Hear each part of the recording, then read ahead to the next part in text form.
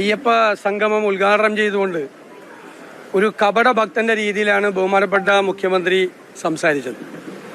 2026 തെരഞ്ഞെടുപ്പ്, അതിനു മുമ്പ് നടക്കുന്ന ലോക്കൽ ബോഡി തെരഞ്ഞെടുപ്പ് മുന്നിൽ കണ്ടുകൊണ്ട് പിണറായി വിജയന് ഒരിക്കലും യോജിക്കാത്ത ഒരു ഭക്തിയുടെ പരിവേഷം അണിഞ്ഞുകൊണ്ടാണ് അദ്ദേഹം സംസാരിച്ചത്. ശബരിമലയിൽ അദ്ദേഹത്തിന്റെ കാലത്ത് ആചാര ലംഘനത്തിന് കൂട്ടുനിന്നുകൊണ്ട് പോലീസിന്റെ സഹായത്തോടു കൂടി ചെയ്ത ക്രൂരകൃത്യങ്ങൾ മറച്ചു പിടിച്ചുകൊണ്ടാണ് ശബരിമലയിലെ അയ്യപ്പ സംഗമത്തിൽ അദ്ദേഹം പ്രസംഗിച്ചത്.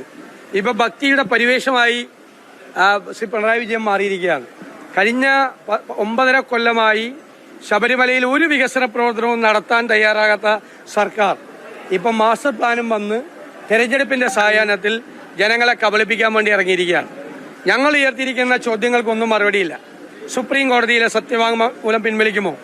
കേസുകൾ പിൻവലിക്കുമോ? എന്തിനാണ് ഈ തെരഞ്ഞെടുപ്പിന്റെ സായാഹ്നത്തിൽ മാസ്റ്റർ പ്ലാനുമായിട്ട് ഇറങ്ങിയിരിക്കുന്നത്? ഇപ്പൊ ഭക്തജനങ്ങളെ കബളിപ്പിക്കുന്നതിന് വേണ്ടിയിട്ടാണ്. അവർക്കറിയാം എന്താണ് ശബരിമലയിൽ പിണറായി ഭരണകൂടം ചെയ്തത് എന്ന്. അയ്യപ്പ ഭക്തന്മാർക്ക്, വിശ്വാസികൾക്ക് നല്ല ഓർമ്മയുണ്ട്. അതൊന്ന് ഓർമ്മപ്പെടുത്താൻ വേണ്ടി മാത്രമാണ് ഈ അയ്യപ്പ സംഗമം സഹായിച്ചത്. ഇത് തെരഞ്ഞെടുപ്പിനെ മുന്നിൽ കണ്ടുകൊണ്ട് മാത്രമുള്ള കപട അയ്യപ്പ ഭക്തിയാണ് എന്ന് ഇന്നും ഒന്നുകൂടി തെളിഞ്ഞിരിക്കുകയാണ്.